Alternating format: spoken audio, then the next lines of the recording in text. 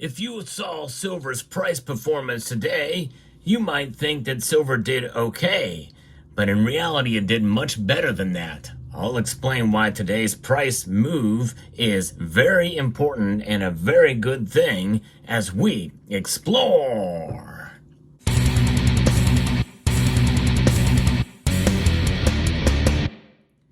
Silver did an unusual thing today, not so much in how much it went up in price. It is getting closer to that $30 an ounce, which is the coveted number that we'd like to see before the end of the year. But it's what it did compared to gold and other things. But gold is really kind of one of those drivers. We look at the gold to silver ratio and we think to ourselves, that is kind of the key here. Gold has done so well overall and has reached nominal all-time highs multiple times this year, and silver is so far away from it. But today's move is an example of what could be coming in 2025. We're going to get into that in a moment. But when you think about precious metals and you think about them in your stack and in your portfolio, and next time you weigh making a purchase, I hope you would consider my friends over at Summit Metals as a dealer to look at to price compare. They have been the low price leaders in several different options and categories multiple times. So check them out at summitmetals.com. Now, gold and silver are both metals that have performed quite well this year. But what's unusual about what happened today is the fact that gold went down notably. In fact, what's unusual about today is it went down exactly the same amount as silver has went up, at least as of the recording of this video, which is moments before the markets close. Gold is down $12.10 at this moment, down 0.46%. Whereas silver is up 0.46%. In fact, it just ticked up to 0.47%, up 14 cents to $29.73. In fact, platinum and palladium are also up. So gold is the only metal that's down. That has now narrowed the ratio to 88.07, which is still very high, but notwithstanding, that's something we should kind of get used to, a high gold to silver ratio, and figuring out where that new normal is going to be. I'm thinking that new normal is probably somewhere around the mid-70s at this point in time, and I think we may see a narrowing of that ratio as we head into 2025, but that's a subject for another video about the predictions for the following year. But let's get into an understanding of what's going on here. Gold prices were lower because it's been a quieter pre-holiday midday trading that as well as occurred for most of the day, and it's being pushed down by solid gains in the U.S. dollar index and an uptick of U.S. Treasury yields to start a holiday shortened trading week. And silver prices were higher on short covering in the futures market.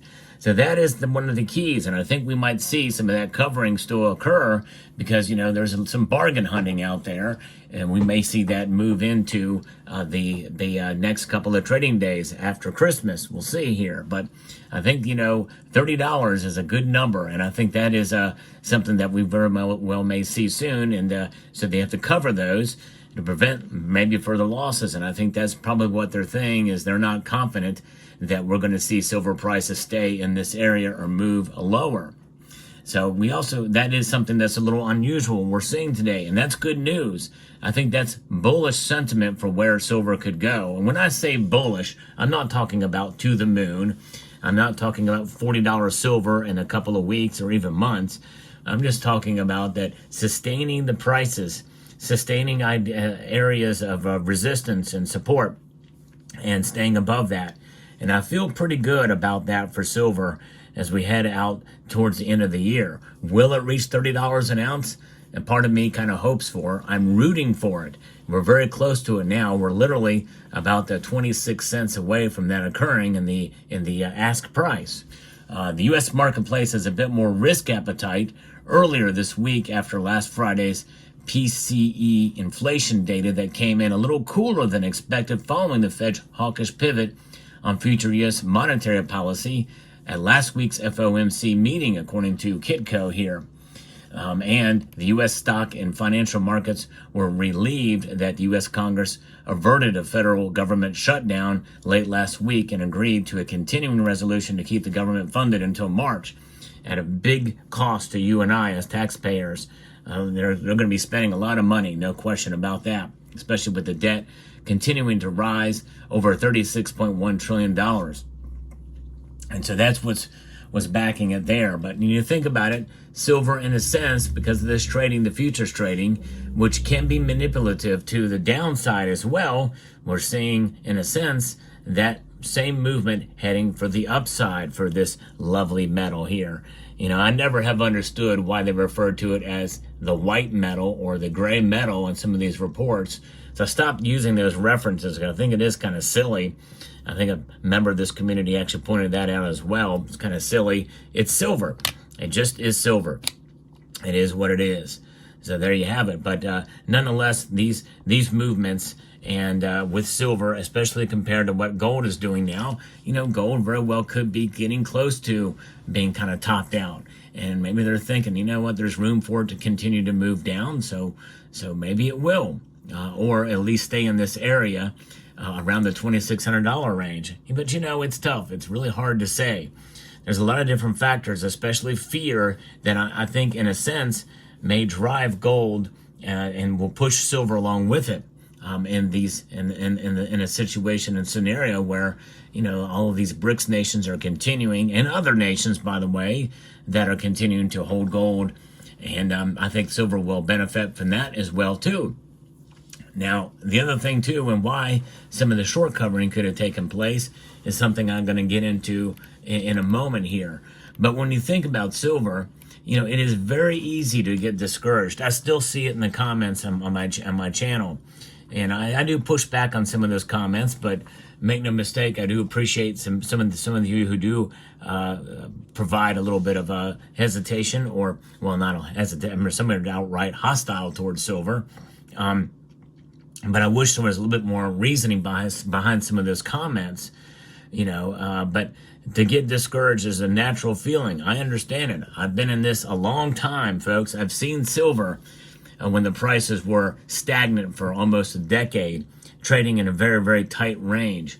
And this is why I think I'm so excited about silver in 2024, because it has traded notably higher and stayed above a certain range. And we've not seen that in quite a while.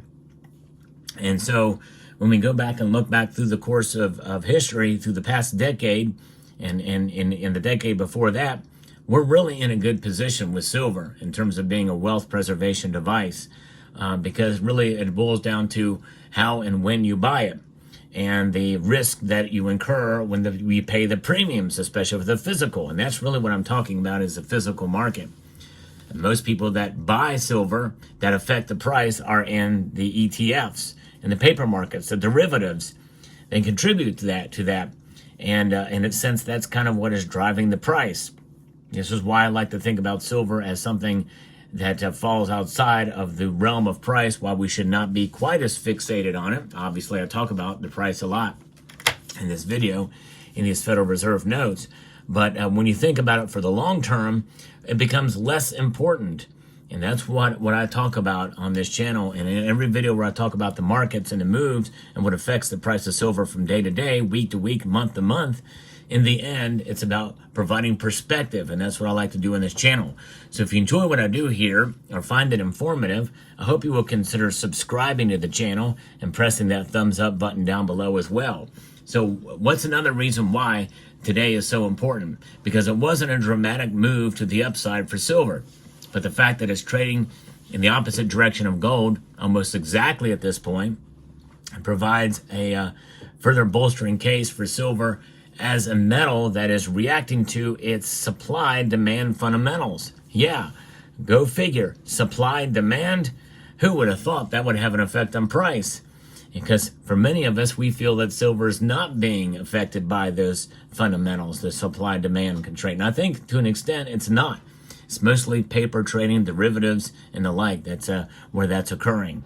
And so, with that being said, how can you make the case for silver using supply demand in 2025? Well, if we see an economic recovery, a global economic recovery, and I think in a sense that's what it's going to take, to where the supply chains can work between nations and trade with products, goods coming in and through then I think we're going to see an increased demand for silver for a lot of those products. It's not just for electronics and industrial side, but also for jewelry and other things. And that has a greater impact than what gold would have. Gold is also, believe it or not, yes, an industrial metal to a point, but much less so than silver. And so when you start to see those things come together, and the demand increase, not only because of a reinvigorated economy, but also because of the other factors that come into play as well, and just the green energy and recession resistant factors that come into role too, such as green energy products or concepts or demand, but also the medical field as well, which is somewhat recession resistant. So those things, coupled with other factors, I think could bode well for silver in the future. And remember, silver is still low enough that they're not recycling it, at least in mass, as much yet, to become economically viable to do so, which means that the consumption of silver and the replacement of that is something that is still kind of waning. Although some of the latest reports that I think, in a sense, the Silver Institute may have underreported is the fact that there has been more recycling than previously thought. And so therefore, that is what has sort of suppressed, I think, and to some extent, the price, because there's just enough silver out there. Speaking of a lot of silver, there is a lot of silver in this form, in bullion form and the like, that is still out there. People are still selling more than they are buying at this point, which is why premiums really have not gone up tremendously whenever you go to buy silver, and why you're not getting as much for your silver when you go to sell it, which means that buying right now is still going to provide you a level of risk because of the premiums, which is why I encourage folks to buy to hold for the long term. So if you buy, be committed to buying it and holding it, because you can lose on silver greatly, even if silver goes up 50 or cents or $1 or $2 the very next day, and you go to sell your silver, you're not going to get that money back. That's right. You can lose on silver when the price goes up, because you're not going to get those premiums back when you go to sell it. So there you have it. So I hope you found this video informative, insightful, and educational. We'd like to extend a multitude of gratitude to each and every one of you for taking the time to watch, and to encourage you to please rate, share, comment, and collapse.